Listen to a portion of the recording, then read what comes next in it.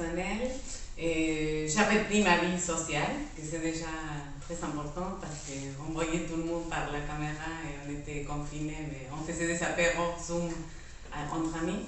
Et la vie sociale, et les amis, les enfants, ils ont repris leur activité, tout est redevenu un peu à la normale avec des précautions. Et c'est bizarre parce qu'on ne fait plus, le contact il n'est pas aussi bien qu'avant, mais bon quand même. Et à niveau professionnel, je repris aussi les contacts, et j'ai rencontré des gens, j'ai repris mes rendez-vous et j'ai continué à vendre comme toujours. Voilà, c'était comme ça que j'ai vécu le déconfinement. C'était une situation bizarre parce que c'est comme si nous ont donné à nouveau notre liberté. Et je ne me sentais pas si prêt pour être déconfiné. Peut-être bien au contraire, j'aurais aimé qu'on reste dans ce cocon de confinement encore un petit peu plus longtemps. Et je pense que ce n'était pas forcément pour atteindre la meilleure sécurité sanitaire, mais plutôt pour développer notre philosophie, l'éthique. Parce que je pense que vous vous souvenez tous que en première phase de confinement, tout le monde parlait du monstre après. Et tout le monde disait qu'il faut changer, il faut réfléchir sur notre système et la société de surconsommation et tout ça. Mais j'ai l'impression qu'on n'a pas réussi à avoir une vision nette sur ce sujet. Et on a été un peu obligé de se remettre dans l'activité économique. Et bien sûr, je comprends très bien cette nécessité. Mais je regrette quand même un peu. J'ai l'impression que oui, pendant le confinement, j'avais une image assez naïve que en sortant du confinement, l'humanité se transformera en un être un peu plus, comment dire, harmonieux et doux. Et un peu comme un papillon qui sort de son cocon, de sa chrysalide. Mais quand je vois la société qu'on vit maintenant, sur laquelle on s'est remis, j'ai l'impression qu'en sortant du cocon, on est toujours un chenille qui se remet à croquer sa feuille sur laquelle on vit. En fait, j'étais très bien confinée aussi, mais j'attendais les déconfinements parce que par rapport à mon métier, l'idéal pour moi c'est de chanter et puis de chanter pour les autres. Je m'attendais à pouvoir le faire, mais après j'ai eu beaucoup de méfiance en fait. J'ai eu beaucoup de méfiance.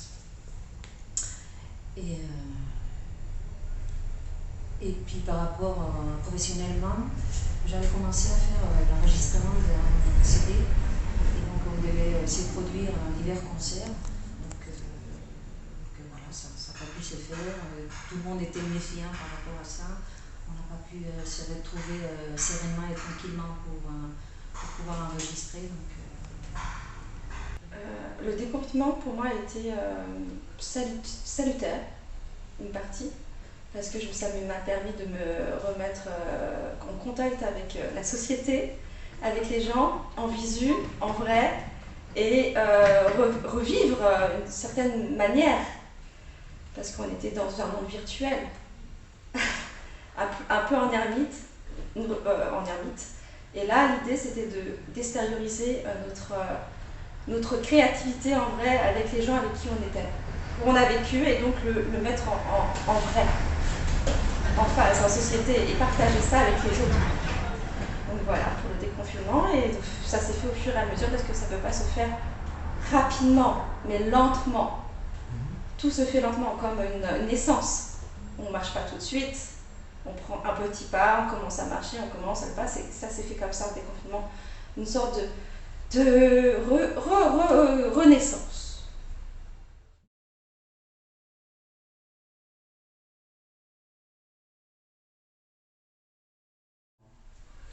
Je vais commencer par la partie personnelle. c'était un choc, j'imagine, pour tout le monde, pas pour moi seulement. Et d'un jour à l'autre, je ne croyais pas quand les gens disaient qu'on va être confiné bientôt, etc. Quand c'est arrivé, c'était quand même un peu inquiétant, angoissant. Et on a passé par une phase de peur, presque phobie.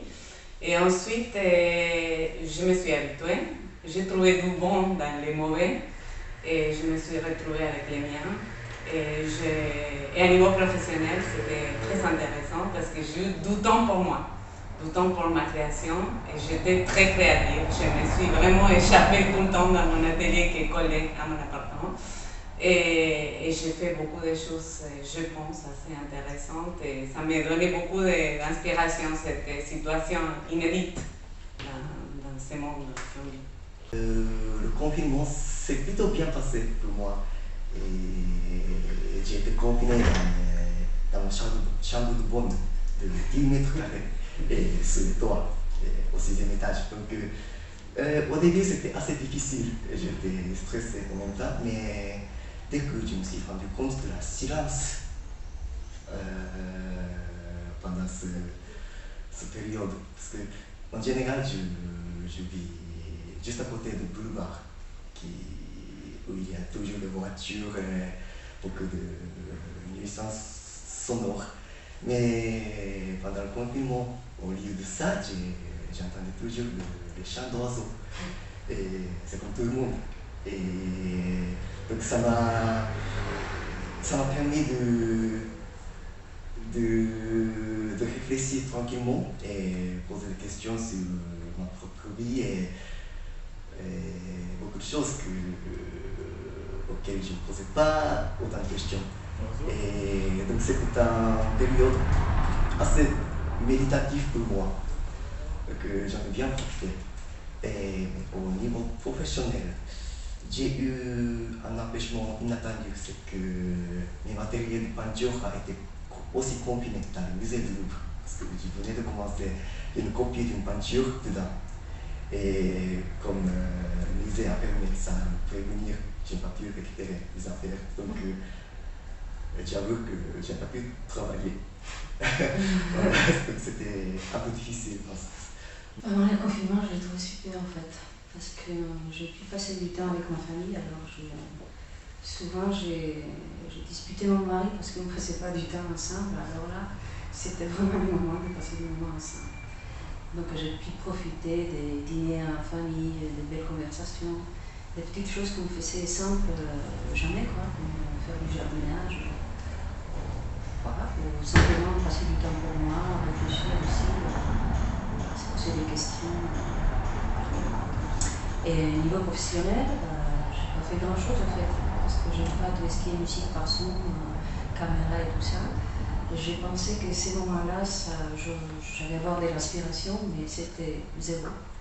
La seule chose positive que j'ai faite, c'est que j'ai pu faire de la musique avec ma famille, tout simplement. On avait petits musiciens, un pianiste, ma fille, un percussionniste, mon fils, mon mari qui est guitariste et moi-même. Donc on passait des moments à chanter et puis à faire de la musique ensemble. C'était magnifique. J'ai trouvé que le confinement, ça m'a permis d'arrêter le temps, de faire un reset, de profiter des moments avec la famille, ça c'est vrai, de prendre ce temps, de sentir chaque chose, chaque moment, parce qu'on n'a pas le temps, parce que le temps, on doit courir après le temps. Je le sais parce que ça a recommencé en ce moment et je me dis stop, je veux sentir ce qui est autour de moi. Et ça m'a permis de parler avec donc mes enfants, de rester avec mes enfants, d'être aussi avec mes conjoints, de discuter sur des choses qu'on ne discute pas. Au niveau professionnel, là, il y avait toute ma créativité qui était revenue. Comme je faisais beaucoup de concerts et comme ma famille ne fait pas de musique, comme j'ai pu avec mon fils avec la guitare, ça m'a permis de créer des concerts en visio.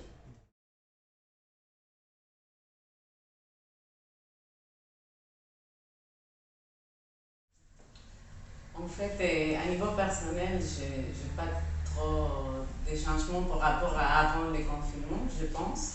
Mais je pense qu'on va profiter mieux des moments présents déjà et prendre les bons quand il faut. On peut les prendre, profiter des moments présents parce qu'on ne sait pas vraiment ce que va nous attendre.